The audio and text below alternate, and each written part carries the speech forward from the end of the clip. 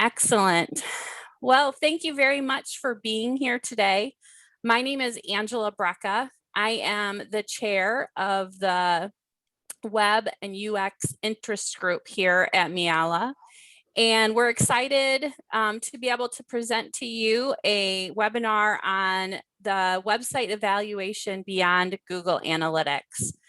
I also wanted to give a little shout out to Denise Layton, who is our chair of the Web UX group. I'm the vice chair. And again, like I said, we're both really excited to be able to bring this presentation to you all today. Today we're going to hear from two people about how they tools that they use to evaluate their website beyond Google Analytics. The first is Suzanne Bernstein, who is the Web Services Librarian at Lansing Community College Library. And the second will be Brian Holda, who is the Digital Services Librarian at Davenport University Libraries. We would ask that you hold your questions until the end. They're going to give about a 15-minute presentation each, and then we'll have a good chunk of time at the end of this webinar to ask questions. So if you could hold them or put them in the chat if you want to now, we'll get to those questions at the end of the webinar. And with that, I'm going to turn it over to Suzanne. Okay, let me share my screen here. Just give me a second.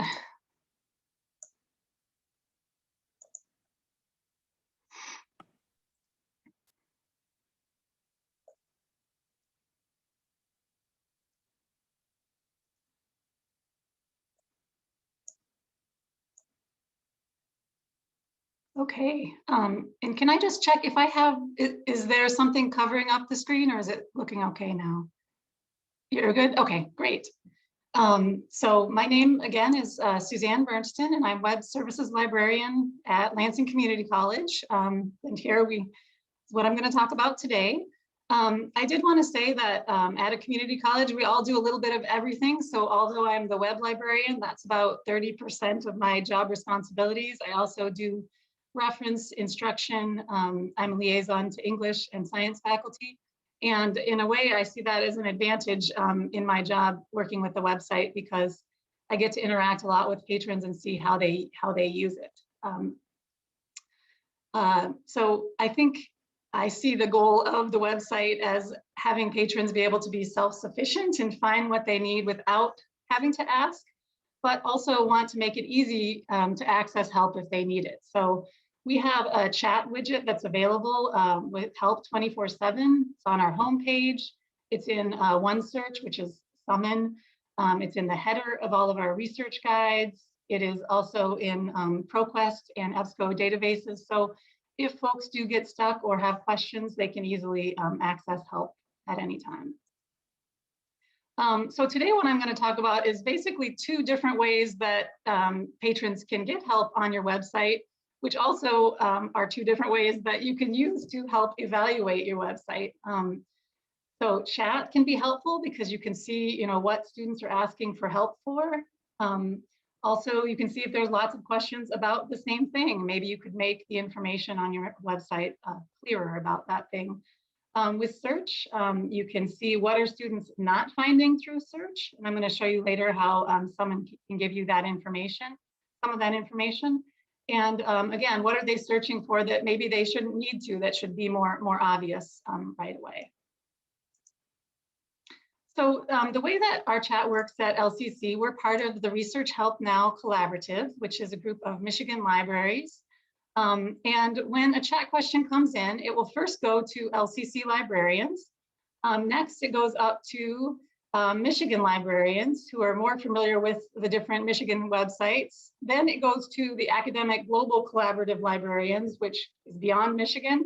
And then finally, after hours, there's librarians who work for SpringShare that might answer those questions. So chat questions could be answered by any of these folks, but again, it starts most local and then it goes up. Last, I just pulled the stats for the last year, and there were about 1,500 chat questions that came in. And then I wanted to see how many of those were answered by LCC librarians. So If you look here, about more than 55% were answered by LCC librarians. Next was folks from our Michigan Collaborative that answered questions, then the Global, and then SpringShare, but it was almost even between all of those groups. Yeah, so just wanted to share that. And actually, usually, we are staffing our chat more than we usually do. Usually, because we're staffing it during all the hours we would normally staff the in-person reference desk. So this statistic of 55% is probably higher than it would be normally. Normally, more of our questions would go to librarians from our collaborative.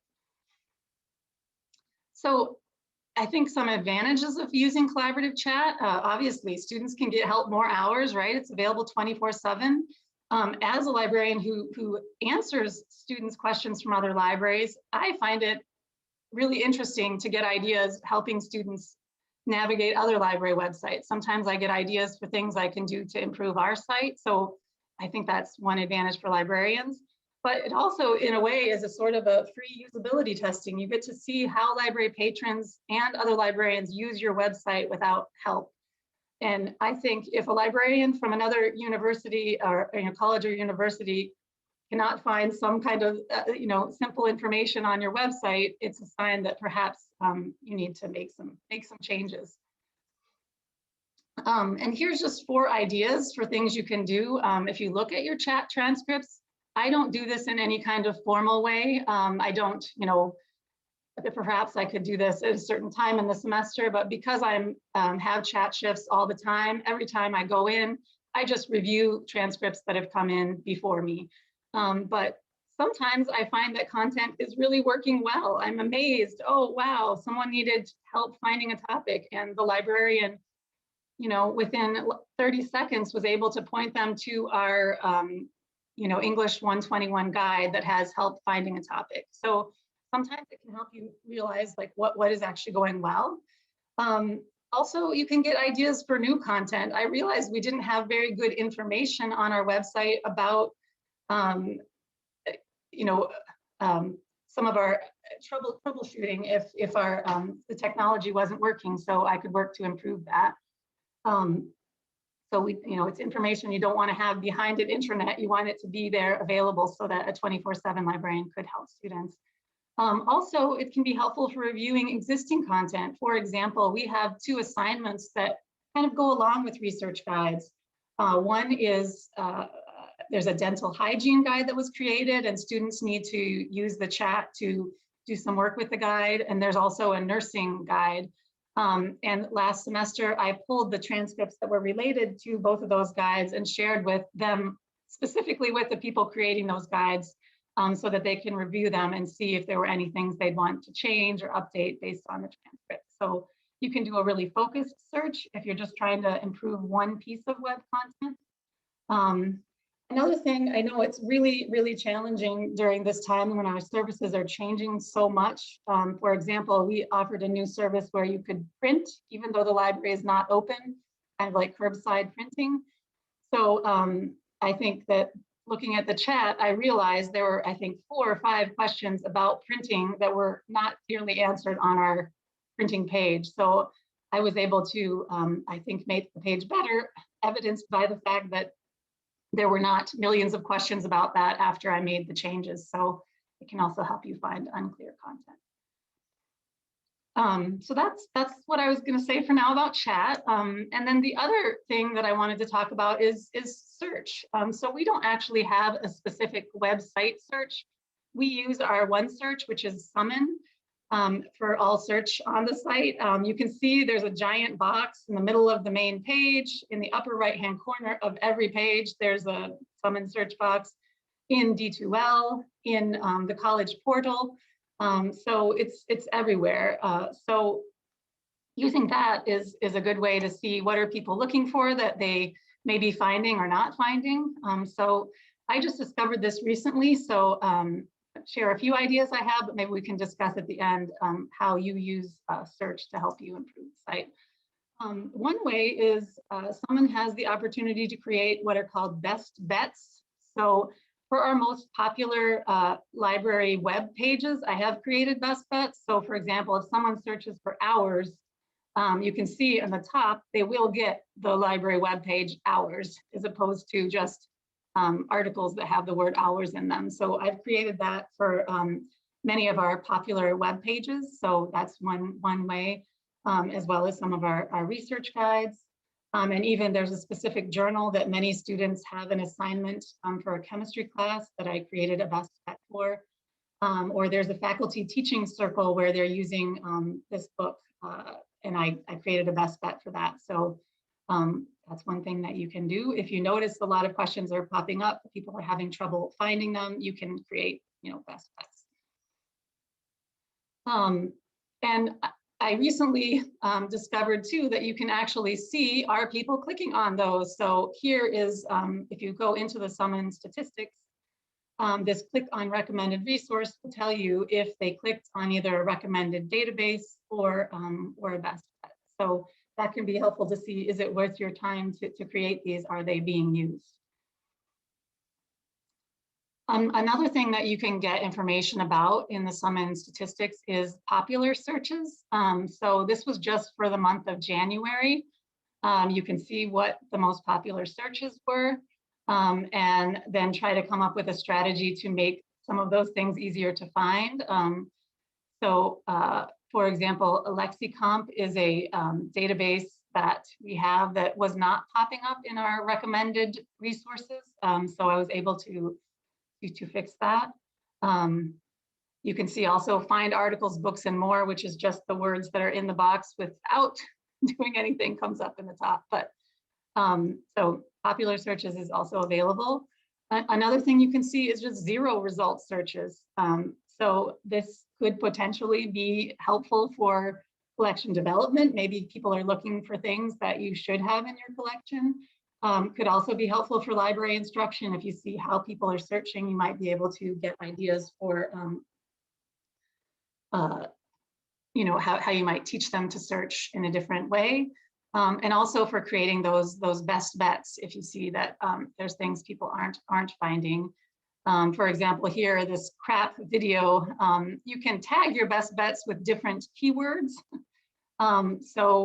With different tags. So you could add specific tags that people are searching for to existing best bets. So that is, oops, somehow I got this out of order, but that is all I have for now. And yeah, hopefully at the end we can talk about how you use chat and search logs to improve your website. And do you have a regular process for doing this, or is it more, as you go along and see things, you make fixes? But that's what I have for now. And I did want to, go back one more. Gosh, I'm missing the slide. I'll check later. I got this template from Slides Carnival, so I wanted to give credit to them. They have a lot of really nice colorful templates and images. So I will stop for now. Great. Thank you, Suzanne, so much for presenting. I know I've used chat data to make decisions about our website, but I've never thought about using search information. So I think that's a really great idea. And I'm going to take that back with me and see how I can implement it at my library. So thanks for presenting that. And as I mentioned at the beginning, we'll have time at the end for questions for Suzanne and for Brian. So I'm going to go ahead and turn it over to Brian Holda now for his part of the presentation. Yeah, hi. Can you hear me all right? Good.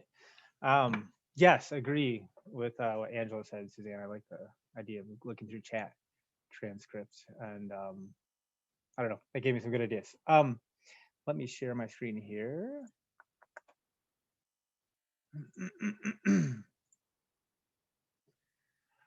All right, and start presenting here.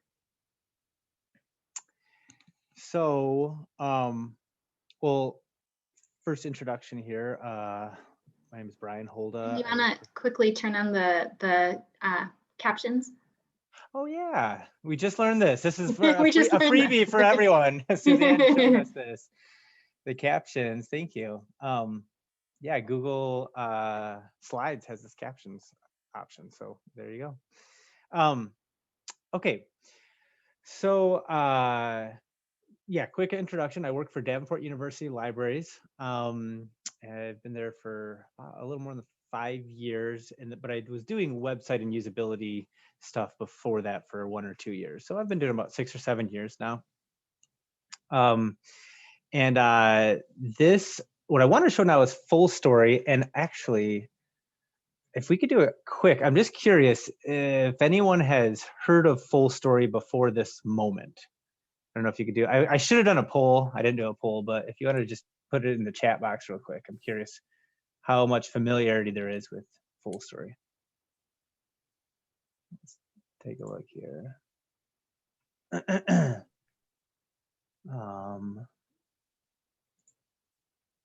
So no, never heard of it, but excited. Okay, so lots of nuns. Okay, great. So this makes it even more exciting. And I still will say I just know, I'm going to show you some of what I know about it. It's a powerful tool. We use the free version.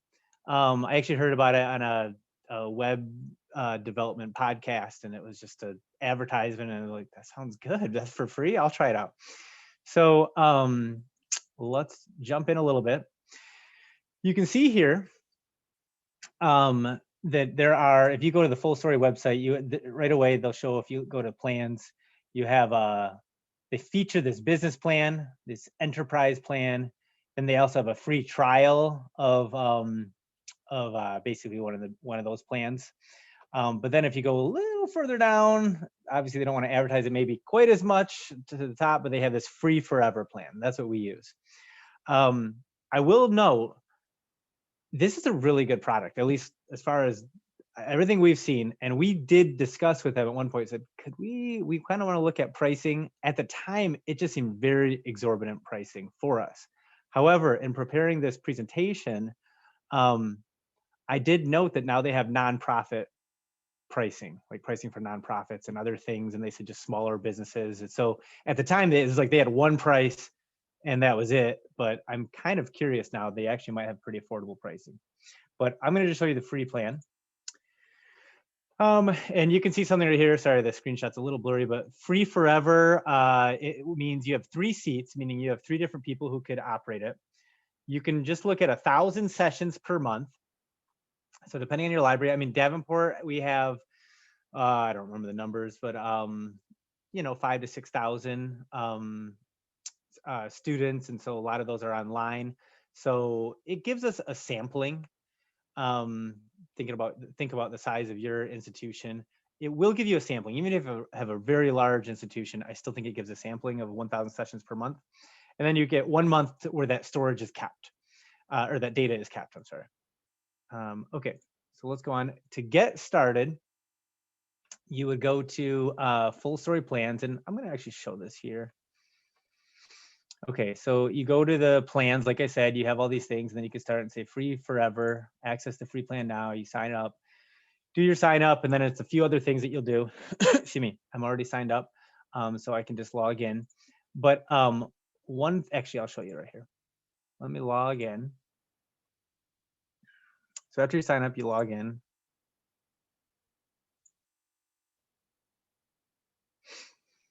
And what it will have you do, the one thing you have to do that is maybe a little techie, if you will, with this is, I'm going to go to the settings. When you first start up, you'll see this gobbledygook that makes sense maybe to no one here. I mean, a little bit maybe to me. I am not following this. I don't need to follow it though. You just have to press copy, and then they just want you to be able to put that into the header of your website. You put that in once wherever you want to track things, like Google Analytics, pretty much. You just put that code in, and then it'll start tracking. Okay, so that's how you do to get started. Let's go back here. So you select your plan, create the account, paste it into your website, and then you'll just log in to go from there. Okay, so let me show you. I'm going to go kind of back and forth between the presentations. When you log in, go to, here's what more or less what you'll see especially after they started recording some sessions. Okay, let's go to the next slide. All right. So one thing to take note of is at the top here. Again, I'll just show you here. You can see it's giving me data on, I don't know if you can see it, 900 people. And like they said, 1,000 sessions. I guess I got 28 freebie sessions here, but it's about 1,000 sessions. And then events that happened there.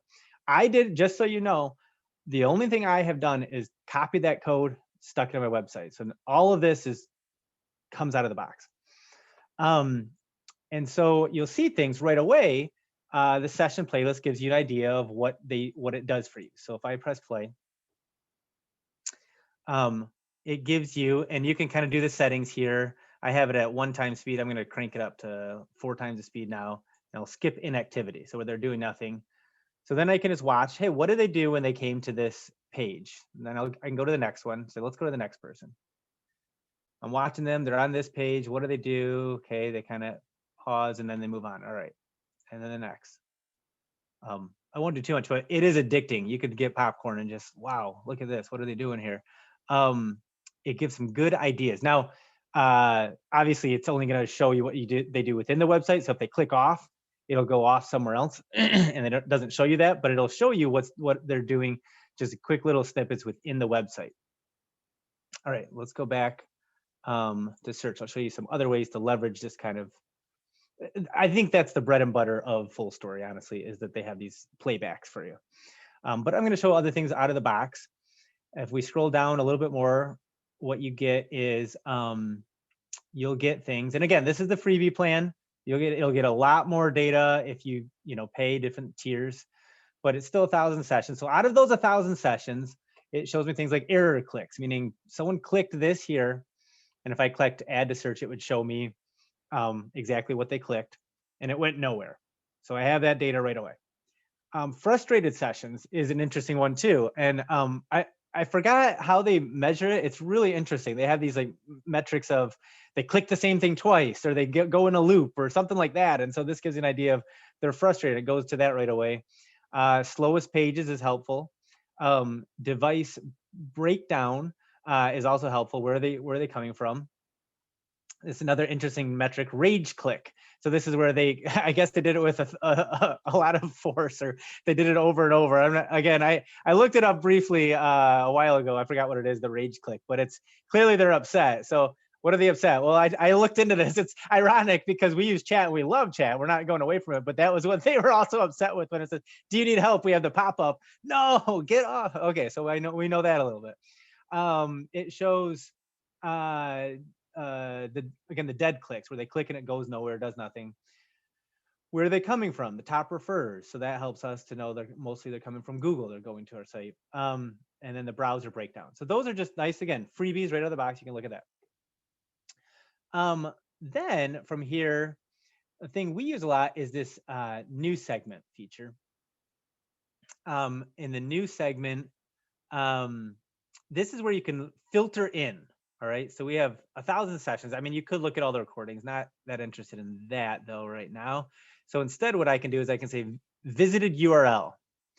So I go here, I go to visited URL, and I want to say, I'm really curious about my, oops, hold on, stop typing. Okay, there we go. I'm really curious about my data libguide. That's actually true because there's a lot of research right now, the data libguide. So I click on the data libguide, or I type that in and say, I wanted to see the data libguide. And you can see all of a sudden it said, out of those 900 or 1,000 sessions, only 27 sessions record stuff on the data libguide. So that's nice.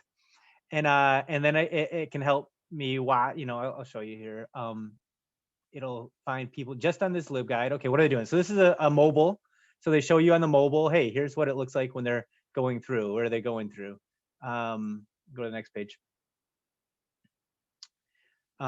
This is on a laptop, so they're clicking on Statista first. Okay, that's interesting. And then I can watch a little bit more. They go on to public. Okay, and you can kind of watch their mentality. It is addicting. You'll get popcorn. You just want to watch these things all the time. I do, at least. Okay, so that's helpful.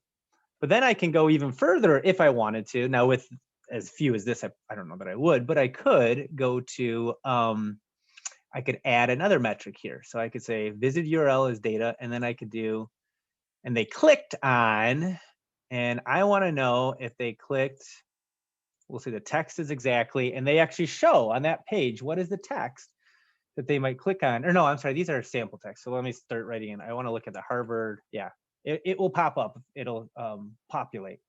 So Harvard Dataverse, that's what I want to know. So 4 people who clicked on the Harvard Dataverse, and I want to see a little bit, what's going on that makes them click it. Are they doing it right away? When are they doing it? Those kind of things. So I watch, okay, this one did Statista first, but then after a little bit, then, okay, it'll take a little while. Eventually they'll get to the Harvard Dataverse. Let's see, make sure we at least get there. Here we go there. Amazon, and okay, there it was. After, I won't go through all of them, but you can see after 5 clicks, like, that's interesting. It took all that time to get there. If I wanted to feature that more, I would change the website to do that. So that's just a little sampling of what it offers. And then, nice thing is when you have somebody say, I want to check that monthly. Again, we have 1,000 free sessions per month. So I will save segments. Like I have this journal finder segment that I save because every month we added a feature, and we're just curious what happens. Are they clicking on this new feature or not? Is it distracting them? So I go every month, I click on Journal Finder and I watch those sessions. And here we have not a lot, 13 sessions, but it gives me something. It's better than nothing. Okay, so let's go back to our slides. Present it. Okay, so most of this I've already shown.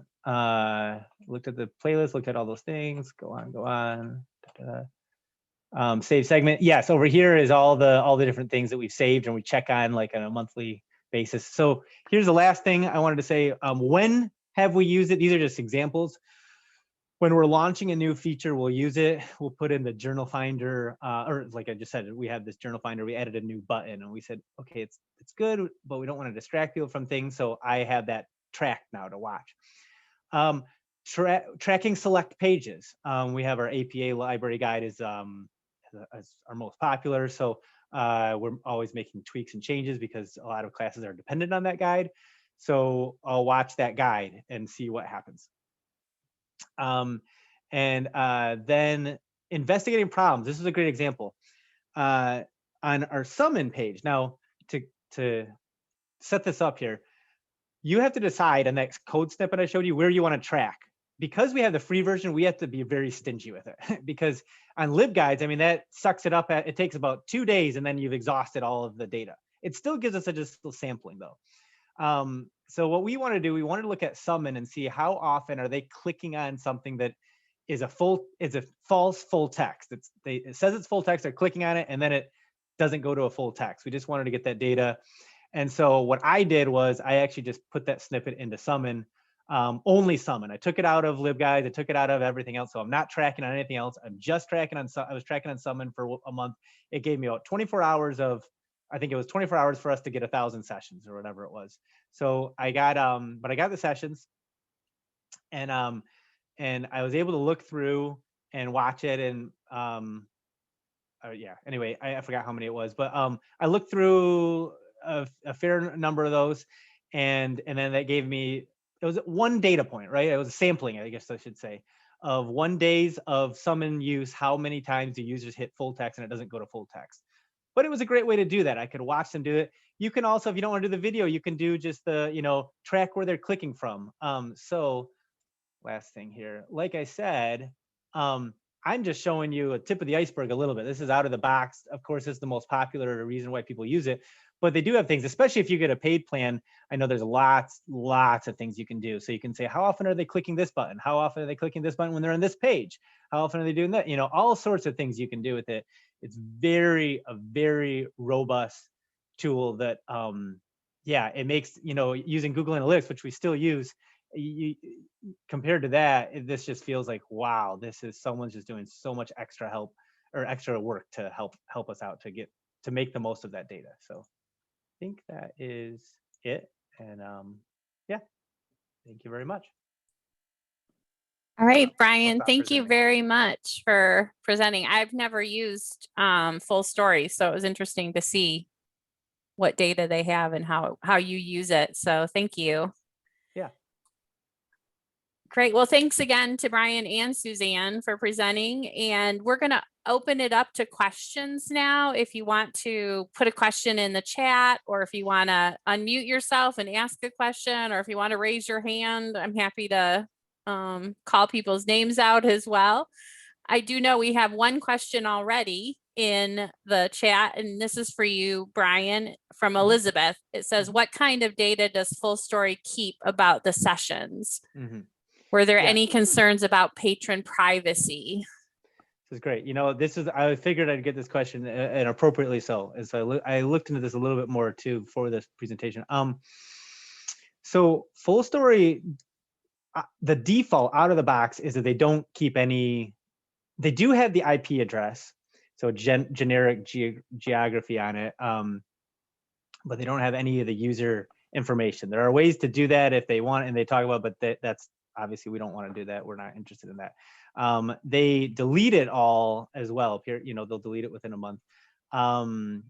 They work with major clients who are doing things like GDPR, who are working within the GDPR guidelines, and so they are consistent with the GDPR guidelines, for those who are familiar with that. I will say, let's see, were there are patrons aware that movements are being recorded?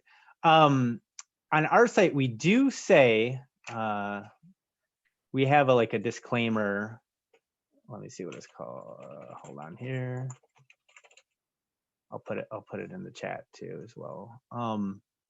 In the footer of our site, we have I think it's the library privacy policy. Yes, library privacy policy. And I'll put it in the chat here. And so that it's pretty bare bones, I will say, looking at it, and now that you mention it, it's probably a good idea to maybe add a little bit more, because it doesn't spell out what we do for full, like if it's recorded, it does, but it does say we use Full Story, here's where it's used, and then here's how to opt out of it, as you can see it on the site. Did that answer the question, Elizabeth?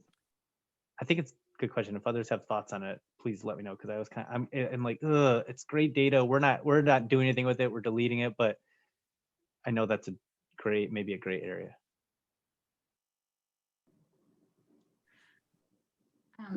I have a question, Brian. You said that you still use Google Analytics, and yes. I feel like I see the advantages of Full Story, because I think it both does more, but also shows less, or shows it in ways that feel less overwhelming to take in.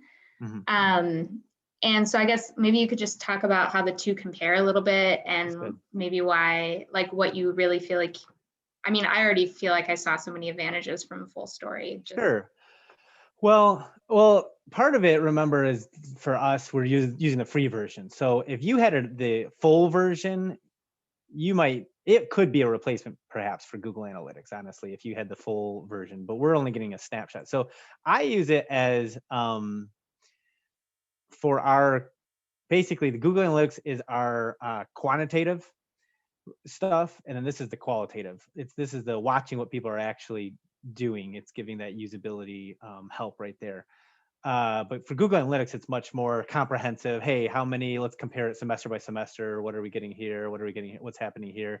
I think actually a year ago, just about today, we did the Google Data Studio thing, and and because they got shifted back, I am going to do that this Miele conference. I'm going to talk about Google Data Studio, and that we're using only Google Analytics. So I think using Data Studio helps to give to us a comprehensive view, but the Full Story gives us the again, that qualitative data to know, okay, what we know, this many people are doing this, but what does that process look like for them? Does that answer? Okay.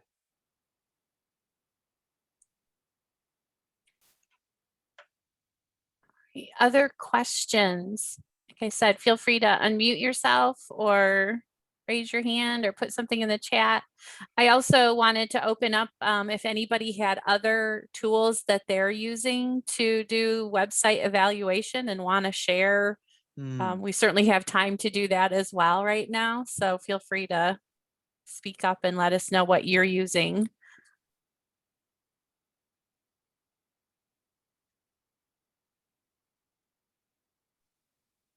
I was going to say we did use Crazy Egg. I don't know if anyone's ever used that in the past, which is like a heat map, so you can see where people have clicked. But there is no free version, and it just like time just went by, and we just kept paying and not having time to look at the data. So that's why I love the the free forever, just a short snapshot, because especially when it's just a little part of your job, it's really hard, right? You get so much data, it's taking the time to actually figure out what to do with it is, for me, is the big challenge. Like, yeah. So I'm kind of curious too, in addition to tools, like what methods do you do to make sure you keep looking at this? Like even with Google Analytics, do you have like a certain time of the month or the year that you do it, or what, is there some kind of schedule that you do it on, or is it to solve certain problems? Or you mentioned, Brian, each month you have a certain thing you're looking at, right? You kind of choose a focus. Just curious. Yeah, that's good. For us, it's because part of it's just the way Full Story works. They'll actually email you, hey, your sessions have came in, now they're ended, for the month. And so it's a good primer right there. So for every month, I like to look at, hey, what's happening with it. Like I said, those three things at the end, a popular page we want to look at, a potentially problematic page, or a new feature, is when I tease that out and I say, okay, let's do a little, like every month at Full Story, let's look at that. And then for the Google Analytics, we have through Data Studio, there's a way actually that it can email you what it got every month, for instance, every month or every week or every year, anytime. So we have it set to email us just a quick snapshot of the top pages at Davenport and the top pages at the library.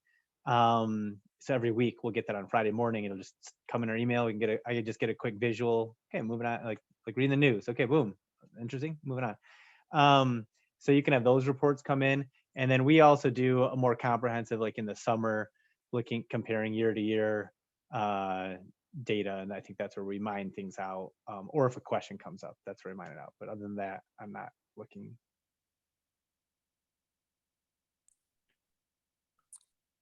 See that Emily posted in the chat that LibGuide's asset statistics are great. And I know I've looked at those before to just kind of get an idea of what are our top LibGuides, and if there are LibGuides that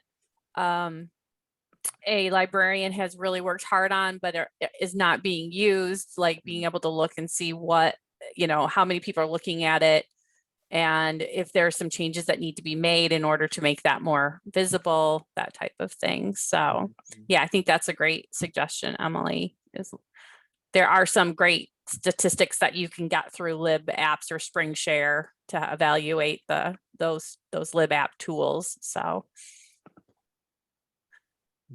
and I did want to mention that at Western Michigan University Libraries, we use Hotjar, which is very similar to Crazy Egg and to Full Story. It is a paid tool as well. I don't think there is a free version, but we only have that set up on our main library website. And Brian, I was thinking the Full Story could be a great addition for our LibGuides, because we don't have anything in our LibGuides that gives us that kind of information, that like patient journey. I'm in my old job, our like student journey or customer journey, that type of thing. So yeah, Full Story feels like that could be a great tool that we could use for that. And the other tool I was going to mention we use at Western is Site Improve. I don't know. Again, that's a paid tool. Okay. That's really helpful for accessibility and for like broken links. And if you need to find terms on your site, misspelled words, that type of thing. So those are, we use that a lot for those type of things. Oh, and yeah, Austin just posted that Site Improve has a free Google Chrome extension, which is great. Yes, that is a great add-on if you have the Site Improve tool. And I wonder if the both of you could talk about kind of how these different tools intersect.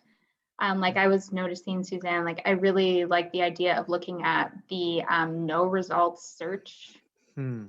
I just feel like that's really illuminating information of what people are looking for and why nothing is coming up. And then I feel like that's an opening to like do more usability tests or whatever it might be. And then Brian, I kind of was feeling like since you can narrow in on certain sessions to be like, show me this guide, and then it's like 20, it's just like a nice small, like almost usability test. And then you could do like a follow-up. Yeah, I just wonder if you could talk about kind of the intersection of different tools and then maybe some specific improvements that have come out of your analysis work.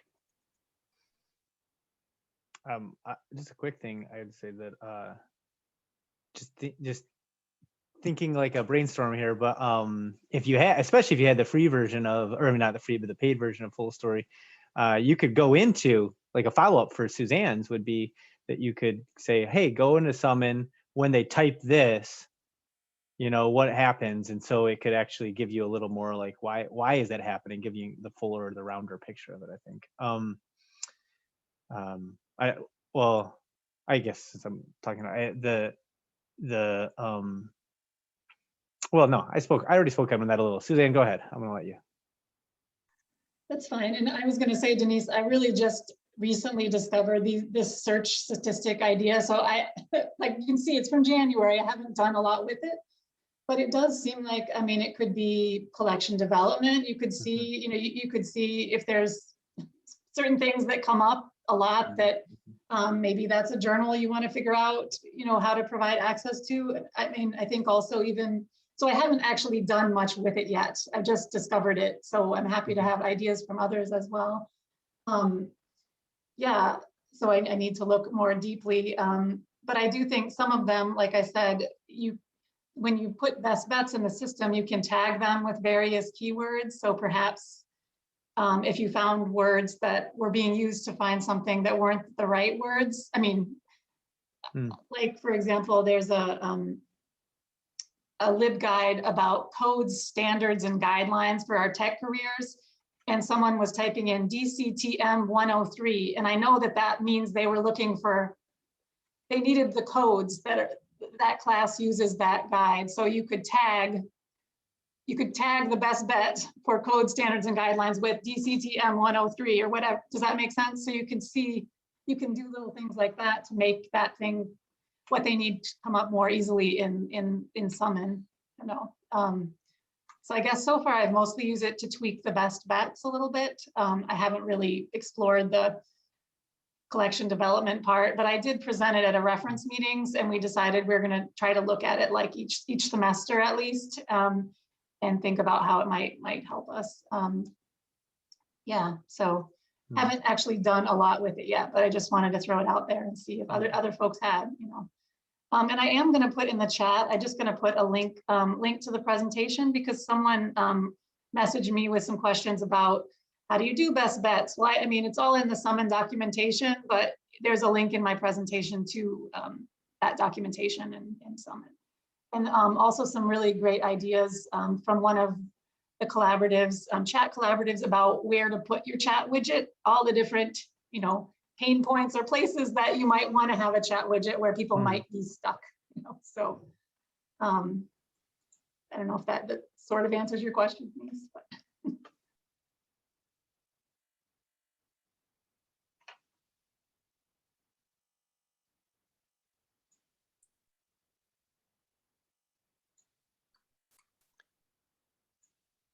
Any other questions?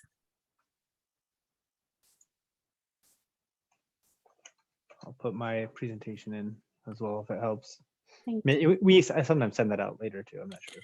Yeah, we'll send out the recording and plus links to the presentations afterwards, but thank you for sharing here as well. That's great.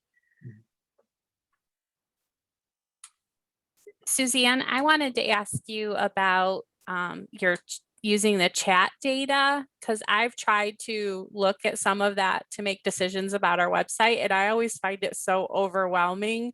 Is there a way that you have found that works best to kind of comb through the chat data to find things that might be helpful for making updates or tweaks or bettering your website?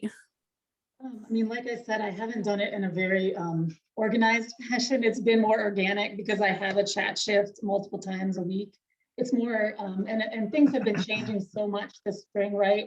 I know we just put information about whatever, printing, and then I see that it's so, I mean, I guess I've looked up specific services, or if I notice that there's a lot of questions about it that don't seem to be clearly answered. Or like I said, when a new LibGuide goes live and there's some assignment related to it, like I thought that was a great use with the dental. Now, I don't know if the librarian who edits that guide did, I really just sent her that information and asked her to, this might be helpful. So I think specific guides, especially if there's, assignments related to them. But I haven't, like, I don't just go through, and it can be really overwhelming. I don't know how your chat works, but I mean, you can search for various keywords, which can be helpful, right? Trying to think, So it's been more just as you go along. I haven't done like, okay, this semester is over, now I'm gonna look at the chat. It's been more just along the way. And like I said, I actually find it really interesting to see, and I noticed Denise put in the chat, to see librarians from other places like finding stuff on our website that I'm like, yay. I mean, I am so happy that like, oh, that's exactly what I would have, recommended using. It makes me feel like, okay, well, librarians, and because we have a lot of shared knowledge, right? We all know that each library has some kind of research guide, some kind of subject librarians, shared databases that if the databases are down, like I was helping a student in Arizona and they, I knew that they could go to the Arizona databases when their library stuff wasn't working. So I'm sorry, I'm getting off topic here. Let's see here. No, you're doing good. Yeah, but let's see, seems like specific features, like you said, new services. That's when I noticed. And then too, if you have a hard time convincing folks that it's not clear, well, look, there's 7 questions about it. No one, so it can be helpful to make a case too, to make a change that may not be popular, it's like, okay, well, you can't, yeah. So I find that's helpful. I like that last point, really. That's something we've been able to use actually with our usability data that we record, and Full Story has that too. I think we did at one point, that was with a vendor. We're like, this is a problem. Here's where you can see this many times this has happened. And it's much more powerful to say it that way.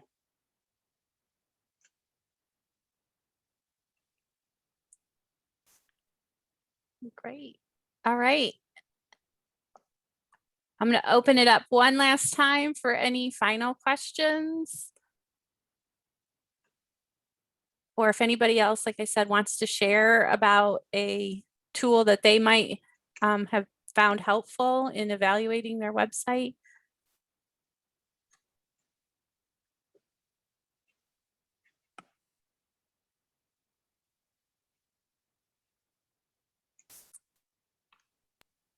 Could I just ask about the folks that use Site Improve, because it's sort of a new thing for us? What do you?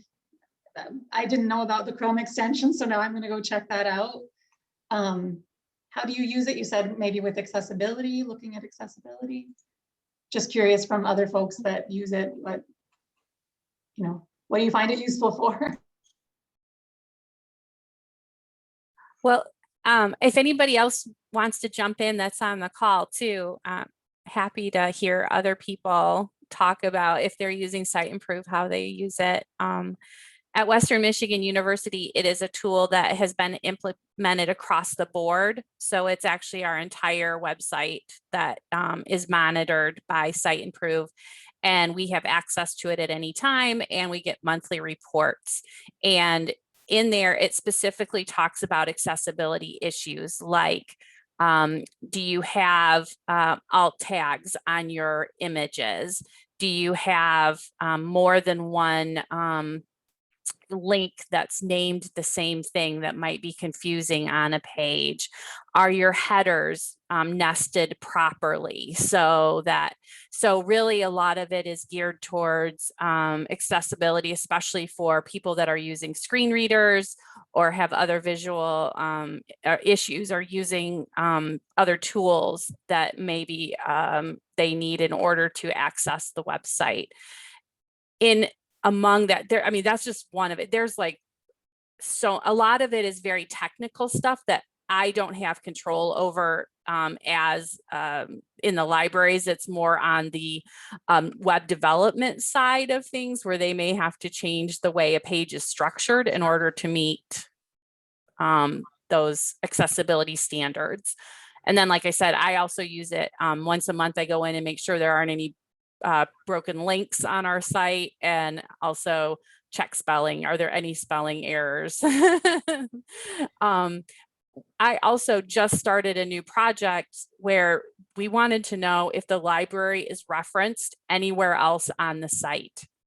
We've been finding some old information about the libraries and other unit and departments web sections. And so I now can go in and I can say, show me everywhere that it says university libraries or library or libraries.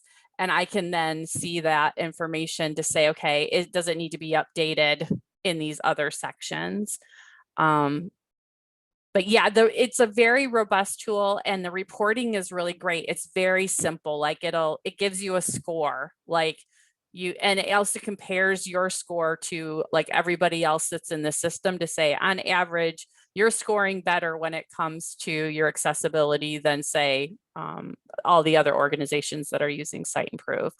And it gives you a list of all of the things that need to be updated, and you can go right from there to your tool. It can connect right to your CMS, and yeah, very robust. And then the in-page or the Chrome extension really just helps you identify those issues right as you're looking at the page. I don't know if anybody else is using Site Improve and wants to jump in and add anything. That would be great. I was just gonna say, well, first of all, I think you covered everything perfectly. Site Improve, that's exactly what it's for. That's exactly what it does. At Aquinas, we actually don't have the full version of Site Improve. I've used the full version in the past, but I actually just use the Chrome extension, and it is completely free. So you can just add it to it, your extensions bar, and then you can keep it open. So then whatever page you go to, it'll trigger those that information for you. And it'll tell you like if you're at level A compliancy, level AA, level AAA, it'll still show you those broken links. It'll still show you spelling errors, where you need to update alt tags for images, things along those lines. So it's still a fantastic tool. Great, thank you, Austin. Yeah, I forgot that's a free tool. So yeah, if you, at least you can get some of that information. It's not going to be connected directly to your CMS, but I think it's still great, a great tool to have, and especially being free.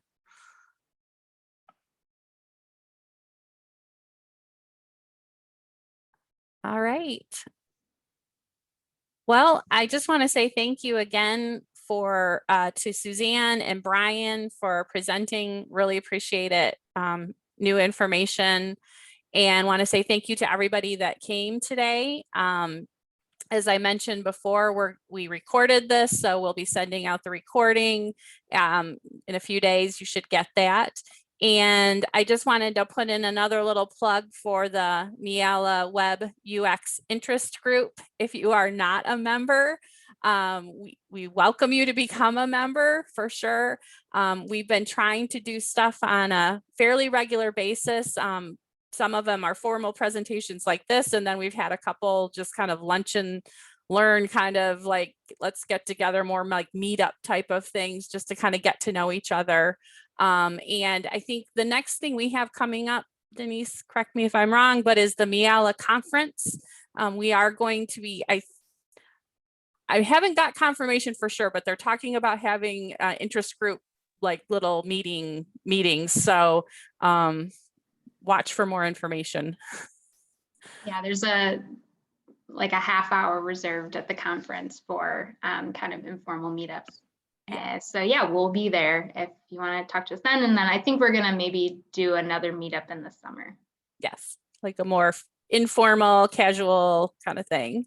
Yes, and also we're thinking about having a new leader on our co-chairs group here.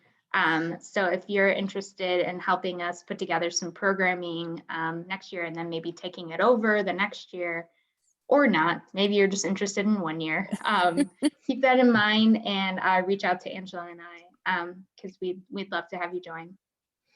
You two are doing a great job. I love all the stuff coming out for the Web UX. Thank you. Thanks, Brian. We know you were in this seat not too long ago, so we appreciate I'm so glad to see you. You guys are going way beyond. I'm like, man, I don't want you to leave, but maybe if others have a new vision, okay. Always welcome new people into the group. So yeah, so thanks again, everybody, for coming. We appreciate it. And if you have any other questions after, feel free to email us, Denise or me, or Brian and Suzanne. I think you included your contact information in the presentations.